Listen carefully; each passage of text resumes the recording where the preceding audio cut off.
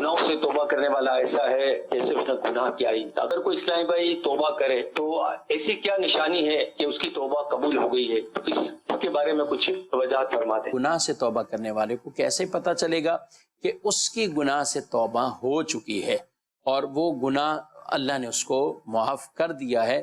تو گناہ سے توبہ کرنے والا، جو سچی توبہ کرنے والا ہے، وہ تو حدیث میں واضح فرمایا التائب من الذنب کمن لا ذنب لہ، گناہ سے توبہ کرنے والا ایسا ہے جیسا اس نے گناہ کیا ہی نہیں ہے۔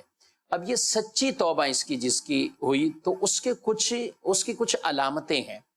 اس علامتوں میں سے ایک سب سے بڑی چیز تو یہ ہے کہ جو گناہ سے توبہ کیے اس گناہ کو چھوڑ دیا۔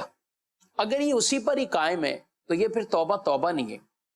اپنے گناہ پر قائم رہتے ہوئے رب سے توبہ بھی کرتا رہے، معافی مانگتا رہے، اور گناہ بھی قائم ہے، تو یہ تو ہے رب سے معاذ اللہ مذاق کرنا، ٹھٹھا کرنا ہے، جسے روایتوں میں یہ فرمایا گیا۔ تو جس وقت توبہ کرنی ہے اس وقت یہ ہے کہ میں نے اس گناہ سے ایسی توبہ کی ہے کہ اب کبھی اس برائی کی طرف نہیں جانا، یہ گناہ نہیں کرنا، ندامت اس پر اختیار کرنا، اور پھر ساتھ ساتھ یہ ہے کہ اگر کوئی کسی طرح کے اس گناہ کے حوالے سے کوئی تلافی اس کے ذمہ لازم ہے تو اس کو پورا کرے۔ کسی کا پیسہ ہے تو وہ پیسہ واپسی کر دے، کوئی نماز رہ گئی ہے تو اللہ سے معافی مانگے، اس نماز کی قضا وہ پڑھیں، اور اس انداز سے چلتے ہیں۔ تو یہ چیزیں وہ ساتھ ساتھ جو کہ وہ جو اس کی تلافیاں ہیں وہ پوری کریں، پھر وہ گناہ کی طرف نہ جائے۔ ایک یہ بہت بڑی علامت کہ اس کو سچی توبہ کی واقعی توفیق مل گئی ہے کہ اب اس گناہ کی طرف وہ نہیں جا رہا۔ اگر پھر نفس نے ورگلا دیا، شیطان نے پھر اس سے کوئی برائی کروا دی، تو پھر دوبارہ توبہ کر لے۔ لیکن جب توبہ کرے تو سچی توبہ اس وقت ہو، 100% دل میں یہ نیت کہ وہ گناہ نہیں کرنا، وہ گناہ نہیں کرنا، ندامت اللہ سے وہ معافی مانگتا ہوا اس گناہ سے اپنے آپ کو باز رکھے۔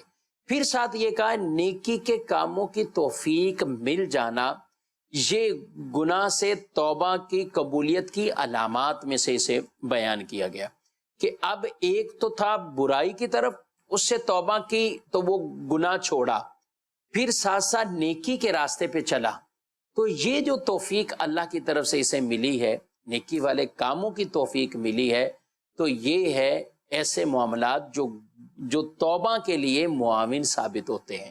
تو اس لیے جب ایسے معاملات ہوں تو اپنے آپ کو نیکی کی طرف، نیکی کے کاموں کی طرف وہ راغب کرنا چاہیے۔